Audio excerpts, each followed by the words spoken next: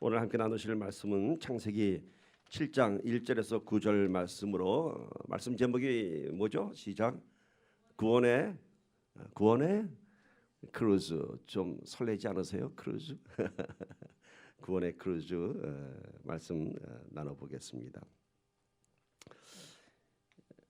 동물의 왕국이라는 TV 프로가 있습니다. 예전에 참 많이 봤던 프로그램이죠. 거기서 본 동물들의 집단적인 행동을 볼 수가 있습니다. 거친 들판을 한 마리가 뛰어가지 않습니다. 들소들은 떼를 지어서 뛰어갑니다. 또 늪지대에 서식하는 철새들은 누군가 한 마리 툭 날아오르면 한꺼번에 떼를 지어서 날아오릅니다. 남극 지방에 있는 그 펭귄, 저는 펭귄이 굉장히 큰 동물인 줄 알았어요. 근데 봤더니 굉장히 작더라고요. 그 펭귄이 다이빙할 때 어떻게 다이빙하는지 아세요? 한 마리가 다이빙하면 뒤를 해서 다 쫓아 들어갑니다. 동물들의 집단 행동이라고 합니다. 그런데 동물만 그런 것이 아니라 사람들도 그렇죠. 군중심리, 대중심리라고 하죠. TV 방송국에서 실험을 한번 했습니다. 분주히 지나다니는 길거리에서 한 사람이 하늘을 보고 이렇게 손가락질하면서 하늘을 쳐다봅니다. 그랬더니 어떤 일이 벌어졌게요? 그 길을 지나던 사람이 다 하늘을 쳐다봤다고 합니다. 하늘에 아무것도 없었어요. 그런데 요즘은 이렇게 군중심리, 대중심리에서 사람들이 이제 움직이는 현상을 우리가 알고 있는데 요즘은 그런 대중심리보다 세상의 시스템 자체가 우리를 끌고 가는 것 같습니다. 무슨 말씀인지 아시겠어요? 아까 군중심리라고 하는 것은 나는 잘 모르지만 사람들이 가니까 같이 따라가는 그런 현상을 얘기하는 거고요. 이제는 우리가 따라가는 게 아니라 세상이 우리를 몰고 가고 있는 세상의 시스템이 우리를 어느 쪽으로 끌고 가는 것 같은 그런 느낌을 받습니다. 쉬운 예를 들면 요즘 스마트폰 안 쓰는 사람 없지요. 그렇죠? 스마트폰 없이는 살 수가 없는 그런 세상이 되어버렸어요. 어떤 노인분이 나는 스마트폰 안 쓸래. 그래서 예전 폰 그냥 그거 사겠다고 했더니 그 폰이 값이 뭐 더 비싸대나 뭐 하여튼 구하기도 힘들다 그러더라고요. 어쩔 수 없이 시대에 끌려가는 우리의 모습을 볼 수 있습니다. 그러니까 이제는 우리가 살아가는 인생을 살아가면서 어떤 선택의 기회마저도 박탈당하고 그냥 세상의 흐름에 쫓아가는 그런 인생을 살아가고 있습니다. 세상도 참 많이 변했습니다. 무섭게 더 많이 변해가고 있습니다. 미국에서 제가 놀라는 것은 애들이 학교 졸업식을 하는데 주일날 하더라고요. 미국은 기독교 국가입니다. 근데 어떻게 주일날 졸업식을 할까? 회사에서 입사 시험 보는데 주일날 시험 본다고 합니다. 어떻게 이런 일이 벌어질 수 있을까? 주일은 뭔가요? The Lord's Day, 주님의 날입니다. 이것이 미국이라는 나라의 국가적 정서였습니다. 그런데 이게 다 허물어지고 말았습니다. 세상이 우리를 이끌고 가는 방향이 어디일 것 같습니까, 여러분? 결국 세상은 놀라운 과학의 발전과 함께 문화의 발전, 문명의 발전과 함께 모든 것이 편리해지면서 하나님과의 단절을 만들어내고 있습니다. 하나님 없이도 살 수 있는 그런 편리한 세상, 더 재미있는 세상, 하나님의 그 말씀을 따라 살아가려면 뭔가 많이 힘들어지는 세상. 그래서 신앙마저도 포기하게끔 하는 세상으로 가고 있지 않는가 하는 이런 생각을 해봅니다. 정말로 신앙생활 하기 힘든 세상 살고 있습니다. 언젠가는 신앙생활하면 예수 믿어? 하면 바보 아니야? 라고 하는 이런 날이 올지도 모르겠습니다. 그렇게 무서운 시대가 지금 오고 있습니다. 그러나 여러분 분명한 것은 그러한 시대적 조류는 결국은 멸망을 향해다. 한국 전쟁 때 한강 다리가 끊어졌습니다. 북한군이 내려올까봐 다리를 일부러 폭파시켰죠. 근데 그 다리가 끊어질 줄 모르고 사람들이 물밀듯이 밀려왔습니다. 피난 가기 위해서. 끊어진 다리 앞에 와서야 다리가 끊어진 것을 알고 다리 끊어졌어 오지마 하지만 물밀듯이 밀려온 사람들 때문에 계속 한강으로 빠졌다고 합니다. 그냥 밀려오는 거예요.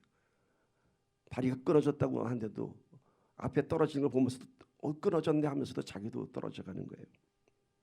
지금 세상의 모습이 이렇지 않은가 싶습니다. 그냥 세상에 끌려 살다 보면 그 멸망의 종말을 맞이하고 있지 않는가. 교회는 어떨까요, 여러분? 교회도 많이 변해가고 있습니다. 많이 변해가고 있습니다. 물론 교회에 구원이 있다고 구원을 외치고 있지만 정말 심각하게 질문해 봅니다. 정말 교회에 구원이 있을까?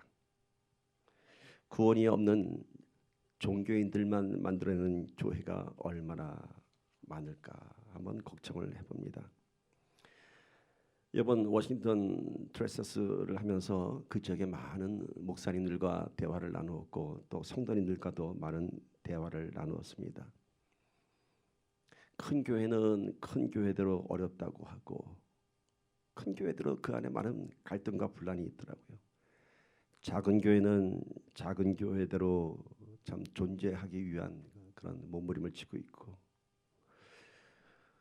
몇 년 전에 만났던 어느 집사님은 그렇게 나이가 들지 않았습니다. 이제 40 초반인가 한 여자 집사님인데 몇 년 만에 봤는데 머리가 하얗게 됐어요. 그래서 저는 처음에는 요즘 영화 배우들이 하는 그런 그 멋을 부리기 위한 그런 염색인 줄 알았어요. 그래서 염색하신 거예요? 했더니 아니에요. 머리가 이렇게 하얗게 씌었어요.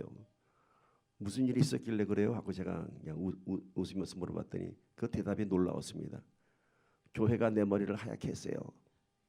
교회가 내 머리를 하얗게 했어요. 가슴이 철렁했습니다. 아니 교회가 뭘 어쨌길래 머리를 저렇게 염색을 해놨을까?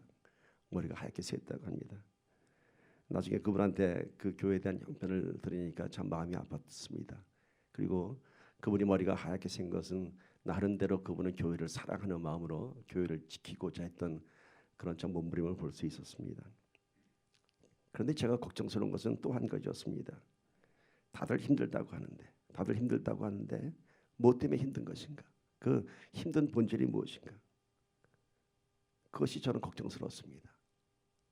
그들이 걱정했던 것은 교회 안에 정말 구원 많은 영혼들이 얼마나 있을까 하는 이런 문제가 아니었습니다. 언제부터인가 교회 다니는 목사와 교회 다니는 목사니까 이상하네 하여튼 교회를 섬기는 목사와 성도들이 교회에 대한 주인의식이 강해졌습니다. 내 교회, 우리 교회라는 이 주인의식. 어떻게 보면 참 좋은 얘기가 있어 헌신하고.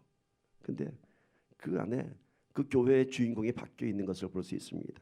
결국 내 교회, 우리 교회는 뭐냐면은 하나님께서 기뻐하시는 교회, 예수님께서 함께 하시는 교회가 아니라 사람들에게 인정받고 사람들에게 자랑하고 싶은 그런 교회가 되기를 위한 몸부림들이었습니다. 사람이 원하는 교회, 사람이 주인이 되는 교회. 그래서 교회의 부흥과 성장을 위해서 헌신하고 노력하는 그 모든 것들이 바로 그 초점이 좀 바뀌어 있다는 것입니다. 내 교회가 우리 교회가 세상에서 가장 큰 교회, 자랑스러운 교회가 되기 위한 그런 집착에서 시작되지 않았는가 그런 생각을 해봤습니다. 머리가 하얗게 신 것도 결국은 내 교회의 가난함, 내 교회의 초라함을 보면서 안타까워했습니다. 물론 아름다운 마음이 있죠. 그러나 정말 주님께 의지했다면 머리는 하얗게 되지 않았을 거라는 생각을 혼자 해봤습니다. 여러분 교회의 주인은 예수 그리스도입니다. 그분 안에서 그분의 사명을 함께 지고 가는 것이 교회입니다. 교회의 존재 이유가 무엇일까요, 여러분? 교회의 존재 이유 딱 하나입니다. 오직 한 가지 구원의 선포입니다. 이곳에서 구원이 이루어지는 것입니다. 교회는 사람들을 불러 모으는 곳이 아니라 사람들이 찾아오는 곳이 되어야 합니다. 그곳에 구원이 있고 하나님의 임재가 있고 하나님의 사랑과 용서의 감격이 있기에 사람들이 오라고 하지 않아도 갈급한 마음으로 찾아오게 하는 것이 교회의 사명인 것입니다. 우리 교회 부흥을 위해서 전도하는 것이 아니라 이 교회에 정말 하나님의 구원이 있고 이 교회에 하나님의 용서가 있고 사랑이 있기에 그래서 그들이 찾아오게 하는 것입니다. 어떻게 하면 이렇게 사람들이 올까요?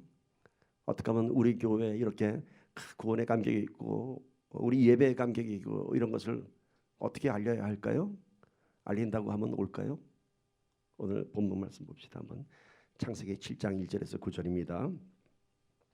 우리 오늘 말씀 제목이 구원의 크루즈인데 노아의 크루즈를 한번 봅시다. 7장 1절에서 9절입니다. 여호와께서 노아에게 이르시되 너와 내 온 집은 방주로 들어가라.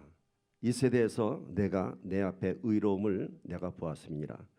너는 모든 정결한 짐승은 암수 7씩 부정한 것은 암수 둘씩을 내게로 데려오며. 잠깐 부언 설명드리면은 정결한 짐승 암수 7은 나중에 제사를 드리기 위한 제물로 불러들인 것이고요. 그냥 부정한 것 암수 둘씩은 이제 구원을 위한 그런 선택이었습니다. 3절 공중의 새도 암수 7씩을 데려와 그 씨를 온 지면에 유전하게 하라. 지금부터 7일이면은 내가 40주야를 땅에 비를 내려 내가 지은 모든 생물을 지면에서 쓸어버리리라. 지금 그 말씀하신 것이 노아에게 홍수의 심판을 내리기 며칠 전이요? 7일 전이에요. 일주일 전에. 5절 노아가 여호와께서 자기에게 명하신 대로 다 준행하였더라. 일이 다 이루어졌어요. 7일 만에. 홍수가 땅에 있을 때 노아가 600세라. 노아는 아들들과 아내와 며느리들과 함께 홍수를 피하여 방주에 들어갔고 정결한 짐승과 부정한 짐승과 새와 땅에 기는 모든 것은 하나님이 노아에게 명하신 대로 암수 둘씩 노아에게 나와 방주로 들어갔으며. 자, 하나님께서 타락한 세상을 보시고 이제 심판하시기로 결단하셨습니다. 근데 그 중에 한 사람의 의를 봤습니다. 노아였습니다. 그래서 그 노아에게 이제 구원의 방주를 만들게 하셨습니다. 그리고 그 구원의 방주에 태울 이 땅의 생물들을 불렀습니다. 정결한 짐승 암수 7씩, 부정한 것 암수 2씩, 공중의 새도 암수 7씩. 7일 전에. 그런데 노아가 어떻게 했죠? 다 불러들였어요. 이게 어떻게 가능할까요, 여러분? 상식적으로 생각하면 불가능한 일입니다. 불가능한 일이에요. 노아가 있던 그 땅에서 온 세계에 있는 동물들을 다 끌어모은다. 있을 수 없는 일이죠. 설사 잡아놔도 도망갈 거고 이게 있을 수 없는 일이에요. 불가능한 일이에요. 그런데 말씀 보면은 노아가 하나님께 어떤 질문도 안 던졌어요. 이걸 제가 어떻게 하나요? 라든지 어떻게 제가 이런 일을 할 수 있나요? 라든지 이런 질문이 없었어요. 그냥 그 일이 이루어졌어요. 노아가 5절 보니까 여호와께서 자기에게 명하신 대로 다 준행하였더라. 이게 어떻게 가능했을까요? 어떻게 가능하실까요? 보니까 말씀에 그 비밀이 있습니다. 그 해답이 있습니다. 정결한 짐승과 부정한 짐승 9절 8절 보세요. 정결한 짐승과 부정한 짐승과 새와 땅에 기는 모든 것은 9절 하나님이 노아에게 명하신 대로 어떻게 해요? 암수 둘씩 노아에게 나와 방주로 들어갔으며. 어떻게 했다고요? 노아가 잡아들였다고요? 아니요. 노아에게 나와 방주로 들어갔으며. 노아가 동물들을 잡아온 것이 아니라 모든 동물들이 정해진 숫자대로 노아에게 나와서 방주로 들어갔습니다. 제 발로 찾아 들어갔습니다. 노아의 방주 사건에 있어서 우리가 중요한 사실 하나 붙잡아야 됩니다. 노아가 동물들을 불러들인 것이 아니라 그들이 제 발로 찾아오고 방주에 들어갔습니다. 하나님께서 명하신 숫자대로 잡아들이는 것은 불가능한 일이었지만은 그들이 스스로 들어가는 데에는 아무런 문제가 없었습니다. 왜? 노아가 잡아온 것이 아니라 노아가 불러온 것이 아니라 그들이 스스로 들어갔습니다. 스스로 선택된 동물들이 자 손잡고 들어갑니다. 이걸 애니메이션 영어로 만들었으면 참 재밌었을 것 같아요. 사자 2마리가 암수가 들어가면서 우리는 부정한 사자인가? 우리는 부정한 우리 2마리야. 저쪽 7마리 보면서 쟤네들은 정결한 사자들인가 봐. 7마리가 오네. 근데 쟤네들은 죽을 거야. 왜? 제사 쓸 거니까. 우리는 구원받을 거야. 뭐 이런 사이드 스토리 하면서. 왜 그들이 들어갔을까요? 그곳에 구원의 방주가 있었기 때문인 것입니다. 하나님께서 선택하시고 그들을 구원의 방주로 들여보냈습니다. 그곳에 동물을 불러들이는 것은 노아의 역할이 아니었습니다. 구원의 방주가 완성이 되자 하나님께서 선택하신 동물들을 불러 넣으셨습니다. 노아의 역할은 뭔가요? 방주를 짓는 일이었습니다. 그런 120년간 묵묵히 큰 배를 지었습니다. 성경을 보니까 당시에는 비도 없던 시대, 홍수도 없던 시대였습니다. 어쩌면 배가 뭔지도 모르던 시대였습니다. 그리고 설사 그 배를 만든다 해도 이 배를 어떻게 띄워야 할 것인지도 방법이 없었던 그 시대에 노아는 사람들의 조롱 속에 120년간 구원의 방주를 지었습니다. 어쩌면 노아의 그 가족들도 노아를 비웃었는지 모르겠습니다. 이거 뭐 하는 거예요, 아빠? 사람들이 지나가면서 아빠 보러 다 미친 사람이래요. 당시 세상의 풍조는 아마 지금과 비슷하지 않았나 싶습니다. 타락한 세상. 노아 시대 엄청난 많은 인구가 있었습니다. 먹고 마시고 인생의 쾌락을 위해서 살던 시대. 하나님은 그 시대를 보면서 세상이 다 부패했다고 했습니다. 그렇게 하나님을 모르고 인생의 쾌락만을 위해서 살던 그런 구원의 시대 풍조 속에서,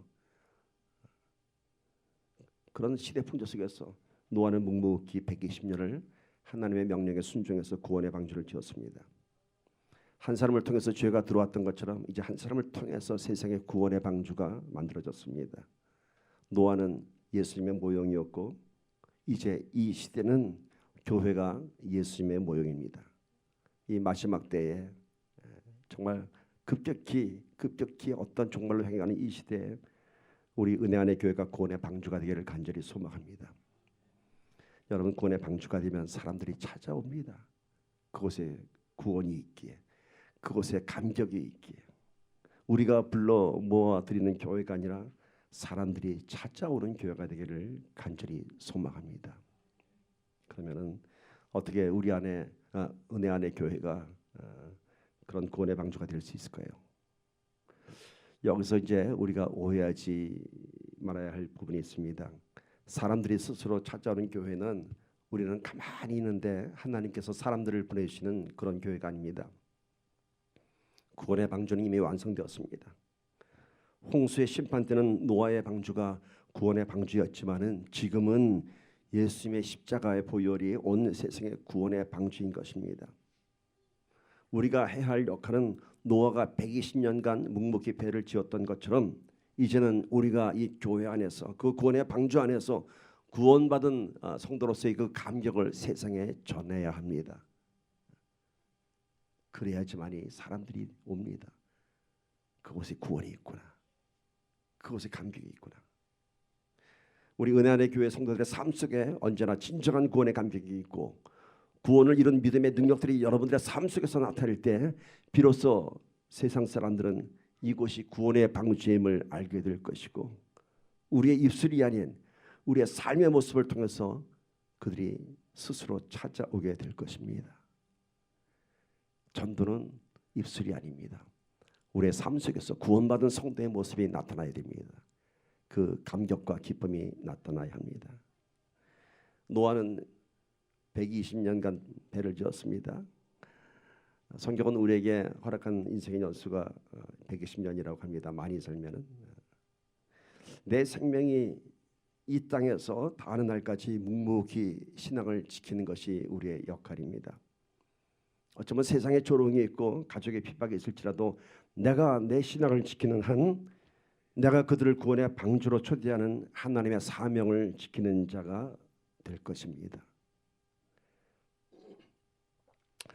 이번에 워싱턴 LPT들을 인도하면서 둘째 날 성령께서 저에게 강력한 감동을 주셨습니다. 제가 갈 때도 여러분에게 아마 자세한 상황을 말씀을 안 드리고 제가 그냥 갔는데 제가 떠나기 한 3주 전부터 이제 목에 통증이 시작되고 몸에 열도 나고 많이 힘들었는데요. 가기 전에 바로 목요일 날 제가 진단받기는 초음파로 이렇게 목에 종양이 3개 있다고 17mm짜리 종양이 3개가 뭉쳐 있다고 그러더라고요. 그래서 조직 검사를 해야 한다는 얘기를 듣고 그리고 다녀와서 이제 하도록 하죠 하고 그리고 워싱턴을 떠났습니다. 그래서 가서 뉴욕 집회를 하고 근데 뉴욕에서부터 몸이 많이 힘들더라고요. 오후만 되면 이게 목 아픈 거는 늘 있었고 이제 몸에 열이 나고 많이 힘들었어요. 이제 나는 이번에 에드빌이 그렇게 좋은 약인 줄 몰랐어요. 예전엔 에드빌 먹고도 잘 몰랐는데 에드빌 2알 먹으니까 조금 견딜만 하더라고요. 그렇게 뉴욕 집회 마치고 워싱턴을 도착했습니다. 주일날부터 프로그램이 시작되는데 노래를 할 때마다 또 말을 할 때마다 이 목 근육이 움직일 때마다 이제 많이 이제 힘들었습니다. 근데 이틀째 되는 날 그 온 트레스에서 참가한 분들의 모습이 영 아직 마음이 안 열리고 많이 힘들어하는 모습을 봤습니다. 저는 사실 워싱턴에서 올 때까지 제 얘기를 하지 않고 오려고 했습니다. 성령께서 강력하게 제 마음을 치었습니다. 너희 형편을 얘기하라고. 그래서 제가 그런 얘기를 했습니다. 제가 이런 상황에서 여기 왔고 지금도 이런 상황에서 여러분과 함께 이 집회를 인도하고 있다고.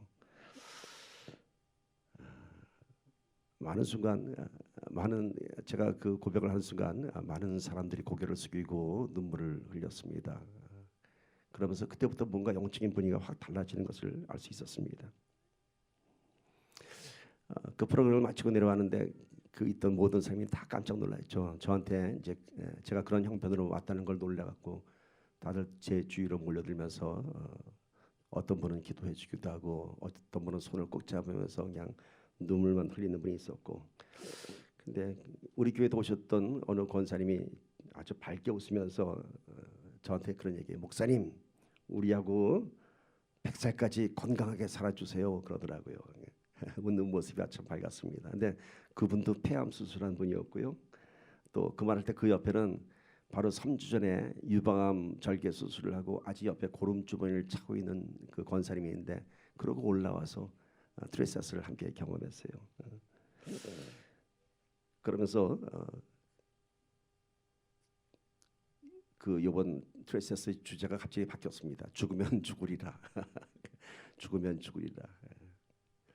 여러분, 그 고백을 하고 나서 놀라운 것이 진통제 없이 견딜 수 있었습니다. 갑자기 많은 사람들이 기도를 했고요. 또 그날 저녁에 또 많은 목사님들이 기도해 주셨고 여러분들의 기도 소리가 들렸고, 그리고 도착하고 나서는 아직까지 진통제 안 먹고 있습니다. 잘 버티고 있습니다. 여러분의 기도 덕에 또 120년간 같이 예배드리게 될 줄 믿습니다. 120년 동안 오래 사는 것이 중요한 것이 아니라 호흡이 있는 동안 살아가면서 구원의 감격이 우리 삶 속에서 나타나야 할 것입니다. 구원의 방주에 있는 구원의 크루즈에 탄 사람의 모습으로 살아가야 됩니다.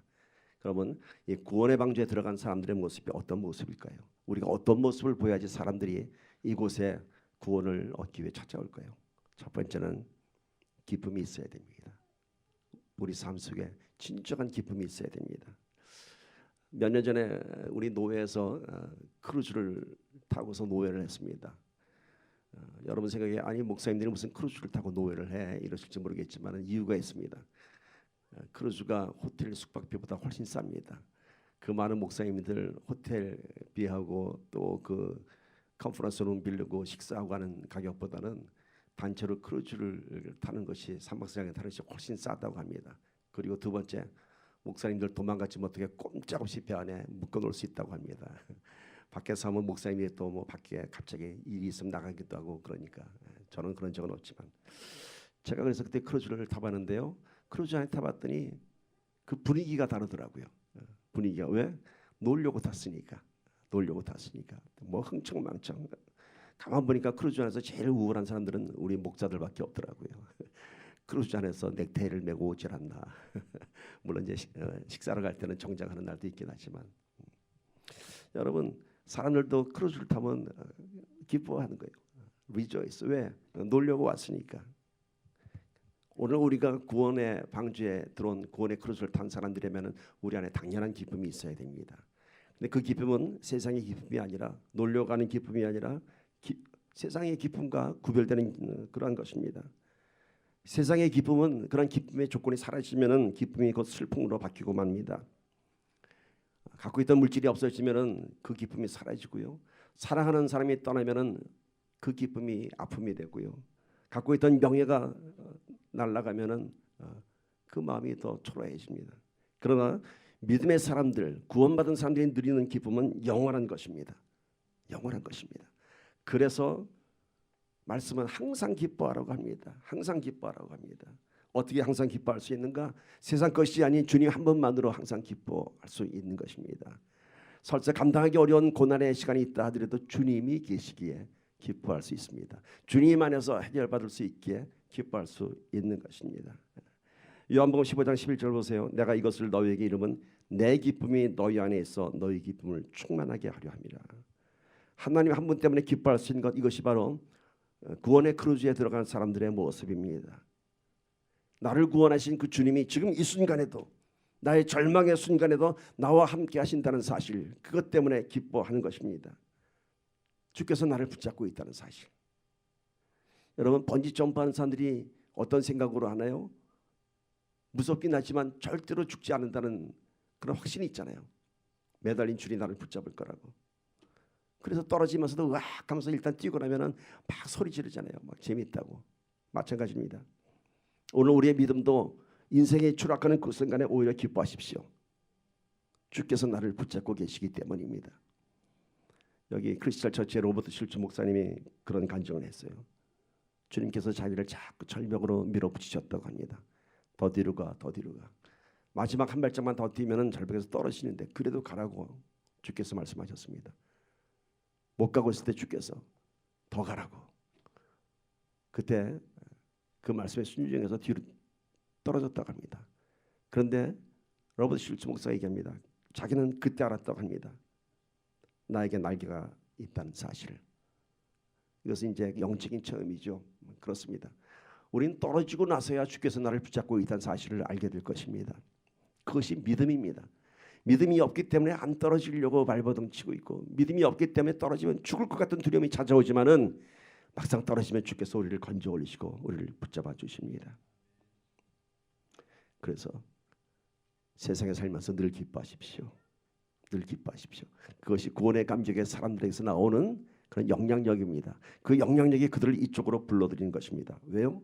우리가 기뻐할 때 세상 사람들은 놀라운 반응을 보입니다. 저 사람 지금 기뻐할 때가 아닌데, 기뻐할 수가 없는데,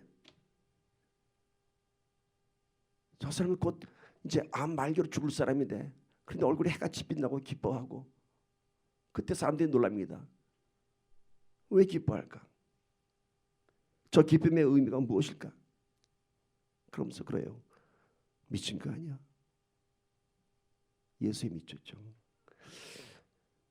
근데 여러분, 미친 사람들이 기뻐하는 모습을 한번 상상해 봤어요? 얼마나 무서울까?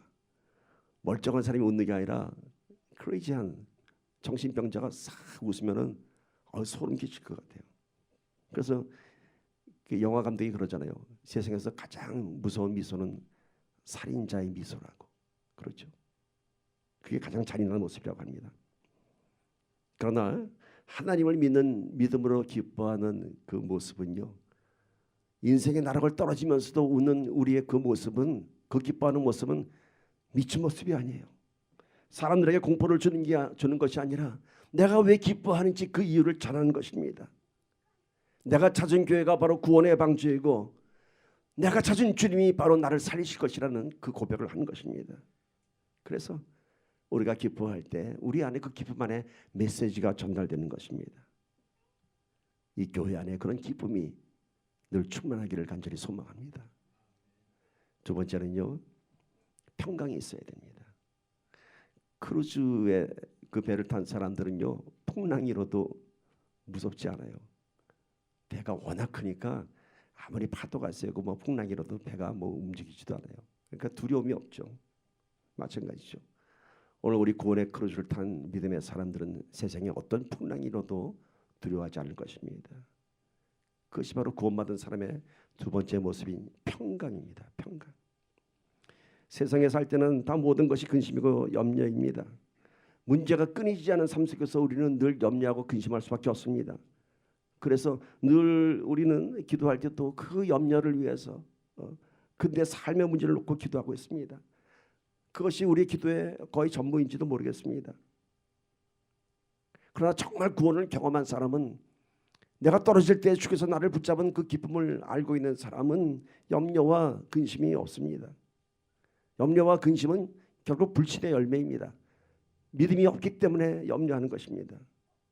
풍랑에 이는 배에서 잠을 자는 예수님을 보고 제자들이 깨웠어요. 우리가 죽게 되었다고. 그때 예수님께서 풍랑을 잠잠케 하시고 하신 말씀 딱 한마디, 너희 믿음이 어디 가느냐 얘기합니다. 우리가 염려하고 두려워하는 이유는 세상의 그 문제가 내 믿음보다 크기 때문인 것입니다. 여러분, 세상 사람들 눈에는 아무리 크게 보인다 할지라도 오늘 우리의 믿음이 더 크다면 염려하지 않습니다. 우리의 믿음이 크면 클수록 염려는 사라지고 마는 것입니다. 노아의 방주는 세상을 뒤덮는 홍수와 풍랑 가운데서도 뒤집히지 않도록 하나님께서 설계하셨습니다. 나중에 과학자들이 그 노아의 방주의 모델을 성경에 나온 그 치수 그대로 한번 재현해 봤더니 조선공학적으로 가장 안전한 설계라고 합니다. 구조적으로 어떤 풍랑에도 뒤집힐 수 없다고 합니다. 우리가 진정한 구원의 이 크루즈 안에 들어와 있다면 어떤 세상의 풍랑과 홍수에도 두려워하지 않을 것입니다. 그리고 그 안에서 크루즈처럼 평강을 누리게 될 것입니다. 예수님께서 부활하시고 하신 첫 말씀도 평강이 있을지어다. 평강은 구원의 열매입니다. 요한복음 14장 27절 보세요. 평안을 너희에게 끼치노니 곧 나의 평안을 너희에게 주노라. 내가 너희에게 주는 것은 세상이 주는 것과 같이 아니하니라. 너희는 마음에 근심하지도 말고 두려워하지도 말라. 세상이 주는 평안과 믿음 안에서 나오는 평안은 본질적으로 다른 것입니다. 어떤 분이 하도 자기가 염려가 많고 근심이 많아서 하나님 이것 좀 도와주세요. 이것 좀 도와주세요. 늘 그런 기도만 하다가 그런 구하는 기도를 한번 다 빼고 했다고 합니다. 하여튼 이거 해주세요. 이거 도와주세요. 이거 다 빼고 해봤더니 어떤 기도가 나오냐면 감사가 나오더라고 합니다. 감사가. 염려와 근심을 다 빼니까 나오는 게 감사라고 합니다. 염려와 근심의 자리에 믿음이 들어오면은 감사가 저절로 나오는 것입니다. 빌립보서 4장 6절은 이렇게 전하고 있습니다. 아무것도 염려하지 말고 다만 모든 일에 기도와 간구로 너희 구할 것을 감사함으로 하나님께 아뢰라. 자, 오늘은 제가 구원의 감격의 두 가지 모습을 전하고 있습니다. 기쁨과 평강과 또 그 평강에 쫓아오는 감사입니다. 근데 이런 것을 누리려면 어떻게 해야 되는가? 어떤 구원의 감격을 누려야지만 이런 것이 나올까? 바로 우리의 본향을 찾아가야 됩니다. 우리는 인생은 결국 본향을 찾아가는 것입니다. 우리 신앙생활은 내가 있던 곳으로 돌아가는 것입니다. 신앙생활은 나한테 없던 건 뭐 대단한 것을 깨닫는 것이 아닙니다. 깨닫는 것이 아닙니다. 원래 내가 있던 자리로 돌아가는 것입니다. 그것이 어딘가요? 죄가 없는 것, 내가 하나님과 함께 살던 것, 에덴 동산의 그 본향입니다. 근데 그 본향으로 가려면은 그냥 갈 수가 없죠. 십자가를 건너가야 합니다. 우린 죄로 인해서 우리의 본향을 떠나온 사람들입니다. 나오면서 이 세상 나오면서부터 본향을 떠나온 그런 죄인이었습니다. 그래서 이제 그 본향을 돌아가려면은 우리 인생에 참된 기쁨과 감사와 평강이 있는 곳을 찾아가려면은 죄를 건너가야 됩니다. 십자가를 건너가야 합니다. 오직 예수님의 십자가가 우리를 그곳으로 인도합니다. 예수님을 믿는다는 건 쉬운 일이 아닙니다. 예수님께서도 우리를 위해서 십자가를 지었기 때문에 우리도 그 십자가를 감당해야 됩니다. 예수님께서 이미 건넜기 때문에 우리는 십자가 안 건너가도 된다고요? 아니요, 그렇지 않습니다. 예수님께서 그 지신 그 십자가를 우리도 함께 질 때 우리 안에 진정한 구원의 감격이 넘쳐나는 것입니다. 복음이라고 하는 것은 십자가를 지지 않아서 복음이 아닙니다. 복음은 십자가를 건너갈 수 있기 때문에 복음인 것입니다. 십자가를 건너갈 때 우리 인생이 뒤바뀌어지고 우리의 믿음의 업그레이드가 되는 것입니다. 구원받은 자의 모습은 그냥 나오는 것이 아닙니다. 십자가를 건너가야 합니다. 우리가 이 세상에 태어난 모습은 기쁨보다는 슬픔이 많은 인생이었습니다. 평강보다는 근심이 많았고 감사보다는 원망이 더 많은 인생이었습니다. 그런데 우리가 이제 그런 기쁨과 감사, 평강을 고백할 수 있는 이유는 십자가를 건너가서 다시 태어났기 때문인 것입니다. 다시 born again 했기 때문인 것입니다. 신앙은 우리의 타고난 기존의 인격이 변해서 개화천선하는 것이 아닙니다. 내 원래의 인격이 완전히 죽고 다시 태어나는 것입니다. 새로운 피조물이 되는 것입니다. 십자가를 건너갈 때 우리는 그렇게 새로운 인격체로 새로운 영적인 존재로 태어나는 것입니다. 고린도후서 5장 17절 보세요. 그런즉 누구든지 그리스도 안에 있으면 새로운 피조물이라. 이전 것은 지나갔으니 보라 새 것이 되었다. 우리 이 안에서 우리 인생의 이야기가 새롭게 쓰여지기를 축복합니다. 여러분 잘 아시는 연어의 생태를 한번 생각해 봅시다. 연어는 바다에 나갔다가 이제 알을 낳기 위해서 자기가 태어난 것으로 돌아옵니다. 이것을 연어의 회귀성이라고 합니다. 근데 이 과정이 순탄치 않습니다. 물줄기를 거슬러 오르고 어떨 때는 폭포도 뛰어 오르더라고요. 그런데 그것이 연어가 한 번에 올라가지 않습니다. 올라가다 튕겨져 떨어지고 수십 번 수백 번의 실패를 거듭해도 계속 연어는 그 물줄기를 거슬러 올라갑니다. 왜? 내가 알을 낳을 것은 오직 내가 태어난 본향 그것뿐이기 때문인 것입니다. 그러면서 연어는 그 물줄기를 거치면서 자신의 한계를 극복합니다. 1m밖에 뛰지 못하던 연어가 몇 번의 도전을 통해서 1m 20을 뛰어오르게 됩니다. 여러분, 우리 신앙도 마찬가지입니다. 신앙의 한계를 극복해야 됩니다. 부닥치십시오. 떨어졌다고 실망하지 마세요. 또 부닥치십시오. 그러면서 여러분의 영적인 능력이 연어가 물줄기를 타고 올라가는 것처럼 더 커지는 것입니다. 우리 신앙의 한계를 극복해야 됩니다. 이렇게 알을 낳기 위해서 자기가 부화된 곳으로 찾아온 연어의 모습을 보면요, 온통 상처투성이입니다. 저는 산인 가서 이 연어를 많이 봤어요. 강줄기를 타고 올라온 연어들을. 맨 처음에 바다 초입에서 올라온 연어들은 아주 싱싱하고 아주 잘생겼습니다. 근데 저 강 상류 쪽 가서 이제 거의 다 올라온 연어들 보면요, 온몸이 찢기고 비늘이 뜯겨져 나가고, 뭐 어떤 연어는 눈 한쪽이 뭐 이상하게 상처받기도 하고. 그러나 연어는 그곳에서 자기의 사명을 다하는 것입니다. 다른 물고기들은 그냥 물의 흐름에 따라 유유자적하면서 살지만은 연어는 자기의 본영을 찾아가기 위해 마지막 몸부림을 치고 알라는 것으로 올라가는 것입니다. 우리 신앙생활이 여러분 어떤가요? 세상을 거슬러 사는 것입니다. 연어가 알 낳기 위해서 찾아가는 것처럼 우리가 본향을 찾아가는 과정은 그렇게 쉽지 않습니다. 세상과 거슬려서 올라가야 됩니다. 그러는 우리를 보고 세상은 우리를 미워합니다. 요한복음 15장 19절 보세요. 너희가 세상에 속하였으면 세상이 자기의 것을 사랑할 것이나 너희는 세상에 속한 자가 아니요 도리어 내가 너희를 세상에서 택하였기 때문에 세상이 너희를 미워하느니라. 여러분, 신앙생활하면은 세상에 많은 도전과 미움을 받게 되어 있습니다. 그러나 그 도전과 미움을 여러분 어떻게 상대할까요? 같이 미워하고 같이 싸울까요? 아니요. 우리 안에 있는 첫 번째 뭐요? 기쁨. 두 번째 평강. 그리고 감사.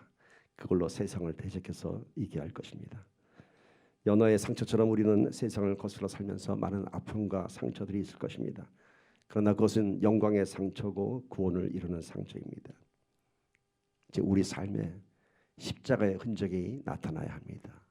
십자가의 흔적, 그 많은 시련들을 거치고 올라온 그런 상처에도 불구하고 우리들 삶 속에는 진정한 기쁨과 평강과 감사가 있습니다. 그래서 우리의 모습을 통해서 누군가를 이 구원의 크루즈로 인도할 수 있는 것입니다. 은혜 안의 교회가 구원의 크루즈가 되기를 축복합니다. 노아의 방주에 동물들이 찾아왔던 것처럼 이곳이 구원의 방주가 되어서 수많은 사람들이 찾아오기를 바랍니다. 그러기 위해서는 우리가 먼저 구원의 방주에 들어온 사람들의 감격, 신앙의 열매가 나타나야 됩니다. 우리의 삶 속에서 기쁨과 감사와 평강이 나타나야 합니다. 이것은 결코 그냥 얻어지는 것이 아니라 십자가를 지나가야 합니다. 구원의 크루즈의 승선권은 딱 하나입니다. 십자가입니다. 그 십자가를 오르는 저와 여러분 되기를 축복합니다. 말씀 마무리하면서 함께 기도하도록 합시다. 크루즈의 승선권은 십자가입니다. 그러나 그 십자가의 의미를 우리가 잘 알아야 됩니다. 십자가에 머물러 있으면 늘 고통입니다. 십자가에서 머문다고 하는 것은 뭐냐면은 내가 아직 죽지 못하고 매달려만 있기 때문에 세상과 신앙 사이에서 갈등하는 것입니다. 십자가에서 온전히 죽고 다시 새로운 피조물이 되어야 됩니다. 내 육신이 살아있는 동안 언제나 늘 매일매일 십자가에서 죽어야 합니다. 그때 비로소 우리 매일매일 기뻐할 수 있습니다. 매일매일 평안할 수 있습니다. 매일매일 감사할 수 있습니다. 기쁨, 평강, 감사는 십자가의 흔적입니다.